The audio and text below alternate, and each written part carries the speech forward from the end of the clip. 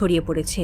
শহরের এক কোণে একটি জরাজীর্ণ বাড়ির ছাদে দাঁড়িয়ে আরিফ আকাশের দিকে তাকিয়ে, তার হাতে একটি পুরনো বই, ইরানের বিপ্লব ও খামেনি।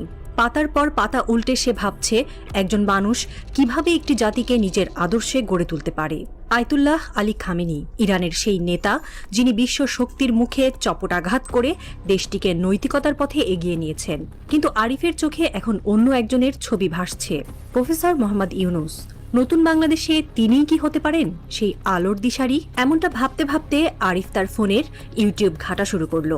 প্লে লিস্টে সেভ করে রাখা প্রফেসর ইউনুসকে নিয়ে করা একটি কন্টেন্ট চালু করলো। 2024 সালের 5 আগস্ট বাংলাদেশের ইতিহাসে একটি টার্নিং পয়েন্ট। ছাত্র জনতার অভূতপূর্ব আন্দোলনে ক্ষমতার গদি থেকে বিদায় নিয়েছিল একটি সরকার। রাস্তায় রক্ত ঝরেছে, চোখে জল গড়িয়েছে, কিন্তু জনগণের কণ্ঠ অবশেষে জয়ী হয়েছে। 5ই আগস্টের দ্বিতীয় স্বাধীনতার মাহাত্ম্য ভুলে রাজনৈতিক নেতারা আবারও তাদের পুরনো খেলায় মেতে উঠেছেন। ক্ষমতার লোভ, দলীয় কোন্দল আর স্বার্থের লড়াই। কিন্তু জনগণ আর সেই পুরনো গল্প শুনতে চায় না। তারা একজন নতুন নেতার খোঁজে যিনি তাদের আস্থা ফিরিয়ে আনবেন। এই শূন্যতার মধ্যেই একটি নাম বারবার উঠে আসছে, প্রধান উপদেষ্টা প্রফেসর মোহাম্মদ ইউনুস। বাংলাদেশ আজ এক অদ্ভুত সন্ধিক্ষণে। রাজনীতির মঞ্চে নেতার অভাব নেই, কিন্তু দূরদৃষ্টি নেতৃত্বের অভাবে দেশটা যেন হোঁচট খাচ্ছে। 5ই আগস্টের আন্দোলন দেখিয়েছে জনগণ আর পুরনো রাজনীতির ওপর ভরসা করতে চায় না। তারা এখন এমন একজনকে চায় যিনি দলের ঊর্ধ্বে গিয়ে জাতির জন্য একটি স্বপ্ন দেখতে পারেন। ইরান যেমন আয়াতুল্লাহ খামেনির মতো একজন নৈতিক পথপ্রদর্শক পেয়েছিল, বাংলাদেশও কি তেমন কাউকে পাবে? খামেনি ইরানে কখনো সরকারের দৈনন্দিন কাজে হাত দেননি, তবু তার নৈতিক প্রভাবে দেশটা আত্মনির্ভরশীল হয়ে উঠেছে। তিনি যেন একটি আলোক বার্তিকা, পথ দেখান, কিন্তু পথে হাঁটার দায়িত্ব অন্যের। বাংলাদেশের জন্য এমন একজন দরকার।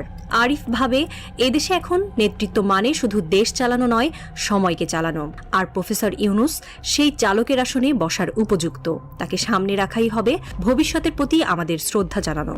ইউনুসের নেতৃত্বে দ্রব্যমূল্য নিয়ন্ত্রণে এসেছে। 2025 সালের ঈদ দেশের ইতিহাসে সবচেয়ে সাশ্রয়ী ঈদ হিসেবে চিহ্নিত হয়েছে। বাজারে চাঁদাবাজি বন্ধ হয়েছে তার কঠোর অবস্থানের কারণে। তিনি বিনিয়োগ বোর্ডের চেয়ারম্যান আশিক চৌধুরীর মতো হাইলি ট্যালেন্টেড ব্যক্তিদের দেশের গুরুত্বপূর্ণ চেয়ারে বসিয়েছেন, যার ফলে অর্থনীতিতে দেশের উন্নয়নে নতুন গতি এসেছে। ছাত্র জনতার মন জয় করে নিয়েছেন ইউনুস। তারা বিশ্বাস করে এই মানুষটি তাদের স্বপ্নকে বাস্তবে রূপ দিতে পারে। বাংলাদেশের 90 লাখ নারী তার মাইক্রো ফাইন্যান্স মডেলের মাধ্যমে আর্থিকভাবে স্বাধীন হয়েছেন। 15টি দেশে তার সামাজিক ব্যবসার মডেল ছড়িয়ে পড়েছে। এই কাজ রাজনীতির চেয়েও বড়, কারণ এটি সরাসরি মানুষের জীবন বদলেছে। 5ই আগস্টের পর বাংলাদেশের জনগণের মধ্যে আরেকটি চেতনা জেগে উঠেছে। প্রতিবেশী ভারতের শোষণের বিরুদ্ধে প্রতিবাদ। বাণিজ্য, সীমান্ত আর পানি বণ্টনের ক্ষেত্রে ভারতের আধিপত্যবাদী নীতি বাংলাদেশকে বারবার কোণঠাসা করেছে। জনগণ এখন এমন একজন নেতা চায় যিনি ভারতের এই শোষণের বিরুদ্ধে স্পষ্ট কণ্ঠে কথা বলবেন। প্রফেসর ইউনুস এই ক্ষেত্রেও একটি শক্তিশালী সম্ভাবনা। তিনি আন্তর্জাতিক মঞ্চে বাংলাদেশের প্রতিনিধিত্ব করেছেন বারবার। তার কণ্ঠে নেই দ্বিধা, নেই ভয়। তিনি যখন বিশ্ব নেতাদের সঙ্গে কথা বলেন তখন বাংলাদেশের স্বার্থকে সামনে রাখেন। ভারতের বিরুদ্ধে তার স্পষ্ট অবস্থান জনগণের মনে আস্থা জাগায়। আরিফ ভাবে ইউনুস যদি নেতৃত্বে আসেন তবে তিনিই পারবেন ভারতের শোষণের বিরুদ্ধে বাংলাদেশের পক্ষে দাঁড়াতে। বিশ্ব রাজনীতির মঞ্চে বাংলাদেশের প্রতিনিধিত্ব করার মতো ব্যক্তি খুব কমই আছেন। প্রফেসর ইউনুস সেই বিরল ব্যক্তিত্ব। নোবেল শান্তি পুরস্কার বিজয়ী এই মানুষটি বিশ্ব নেতাদের সঙ্গে সমানে সমানে কথা বলেন। তার কণ্ঠে বাংলাদেশের গর্ব ধ্বনিত হয়। যখন তিনি জাতিসংঘের মঞ্চে বা বিশ্ব অর্থনীতি ফোরামে কথা বলেন তখন বাংলাদেশের কথা বিশ্ব শোনে। অন্য রাজনীতিকরা হয়তো দলীয় স্বার্থ বা ব্যক্তিগত লাভের জন্য বিশ্বমঞ্চে যান, কিন্তু ইউনুসের লক্ষ্য সব সময়ই জনগণ। তিনি বাংলাদেশকে একটি আত্মনির্ভরশীল গর্বিত জাতি হিসেবে দেখতে চান। বিশ্ব রাজনীতিতে তিনি একমাত্র ব্যক্তি যিনি সত্যিকার অর্থে বাংলাদেশকে প্রতিনিধিত্ব করতে পারবেন। কল্পনা করা যাক আগামীর বাংলাদেশে একটি নতুন কাঠামো গড়ে উঠেছে। সংসদ থাকবে, সরকার থাকবে, রাজনীতির খেলা চলবে, কিন্তু এর ঊর্ধ্বে থাকবেন একজন নৈতিক অভিভাবক। তিনি ক্ষমতার লোভে নয়, ন্যায় আর সত্যের পথে দাঁড়িয়ে জাতিকে পথ দেখাবেন। ইরানে আয়াতুল্লাহ খামেনি এই ভূমিকা পালন করেছেন। তিনি সরকারের ওপরে, তবু সরকারের বাইরে।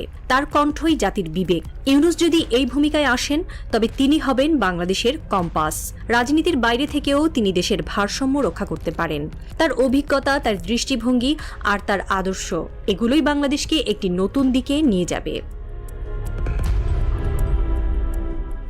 2024 সালের একটি জরিপে দেখা গেছে 68% তরুণ কোনো রাজনৈতিক দলের ওপর ভরসা করতে পারছে না। 5ই আগস্টের আন্দোলনের পর তাদের মনে একটি নতুন স্বপ্ন জেগেছে। তারা এমন একজন নেতা চায় যিনি তাদের স্বপ্নকে বাস্তবে রূপ দেবেন।